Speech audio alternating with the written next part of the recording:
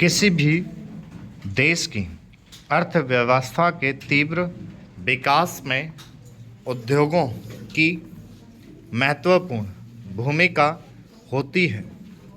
औद्योगिकरण की प्रक्रिया तीव्र होने से एक और उत्पादन में वृद्धि, आधारभूत संरचना का विकास, रोजगार में वृद्धि, प्रति व्यक्ति आय में बढ़ोतरी, रहन सहन के स्तर में सुधार एवं गरीबी और बेरोजगारी के प्रतिशत में कमी आती है।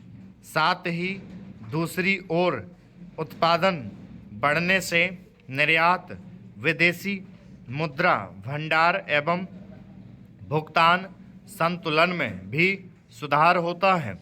अतः अर्थव्यवस्था के तीव्र विकास के लिए तीव्र औद्योगिकरण की आवश्यकता होती है।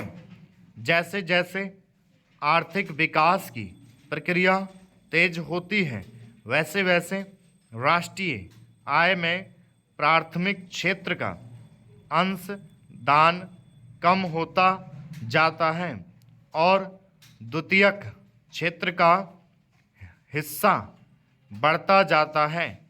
इसी औद्योगिकरण की तेज प्रक्रिया और प्राथमिक एवं द्वितीयक क्षेत्र में संतुलन बनाने के लिए सरकार औद्योगिक नीतियों की रूपरेखा और तैयार करती है।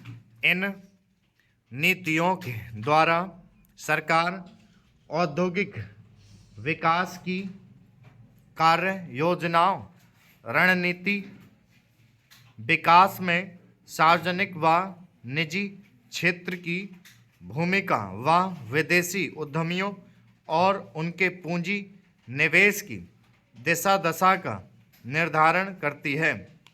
औद्योगिक नीति का निर्माण भारत सरकार के वाणिज्य एवं उद्योग मंत्रालय के लिए औद्योगिक नीति एवं संवर्धन विभाग द्वारा किया जाता है।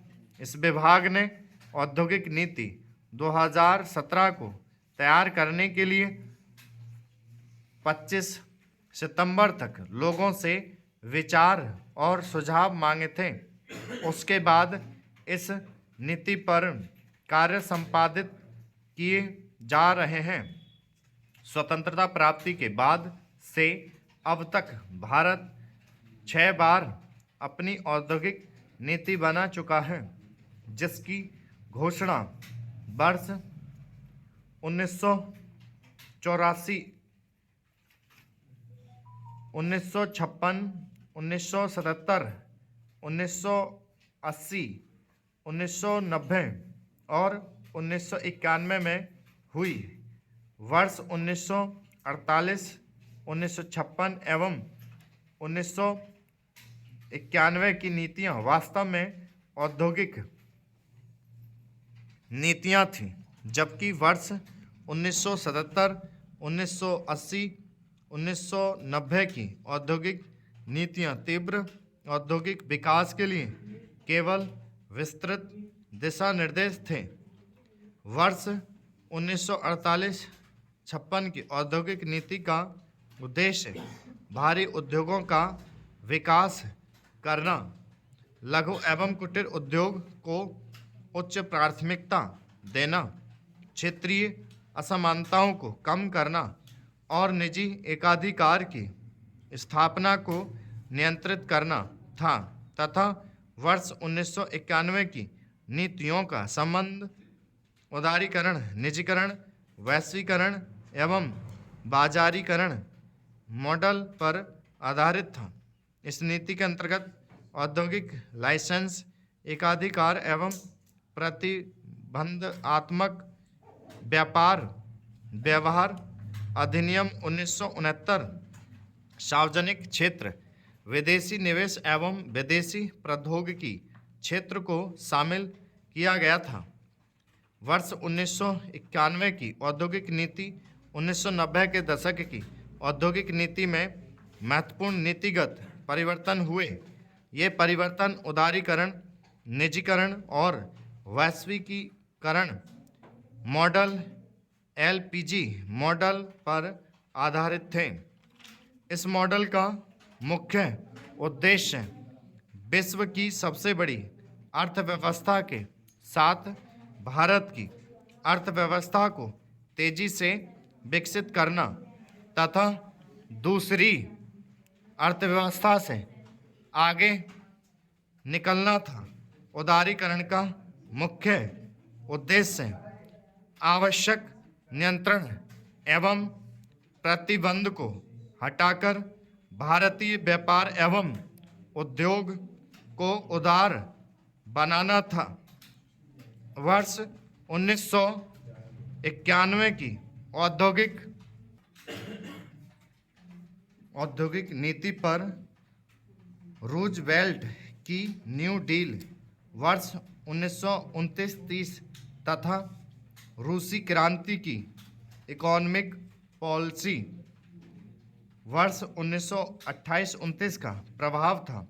जिस प्रकार इस पॉलिसी का मुख्य उद्देश्य कृषि और उद्योगों में संतुलन बनाना तथा मजदूरी करने वालों, रोजगार देने वालों और उपभोक्ताओं के बीच संतुलन बनाना था, उसी प्रकार भारत में भी आंतरिक बाजार को समृद्ध और विस्तृत आयाम देते हुए अन्य देशों के साथ व्यापार बढ़ाने के लिए औद्योगिक नीति का प्रारूप तैयार किया गया।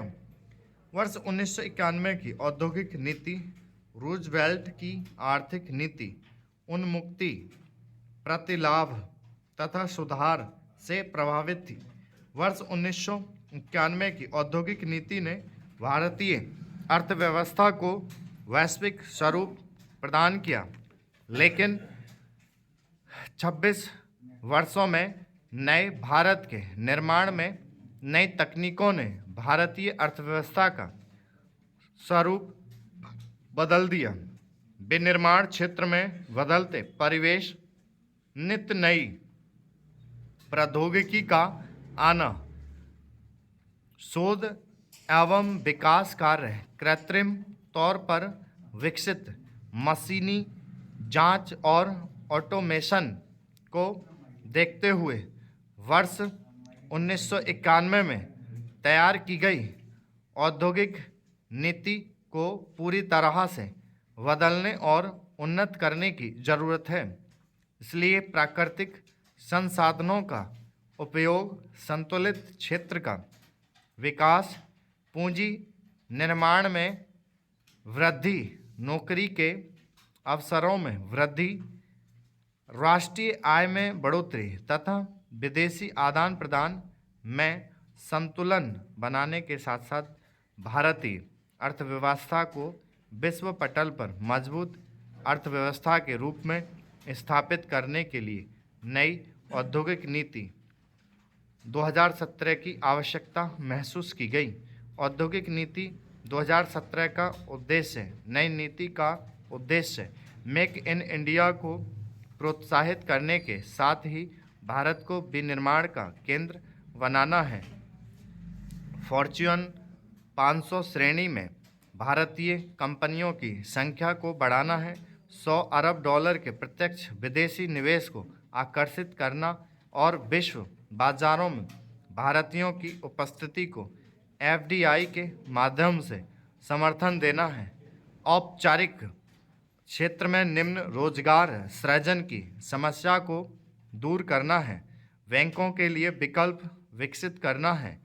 औद्योगिक नीति 2017 की विशेषताएं एवं कमियां।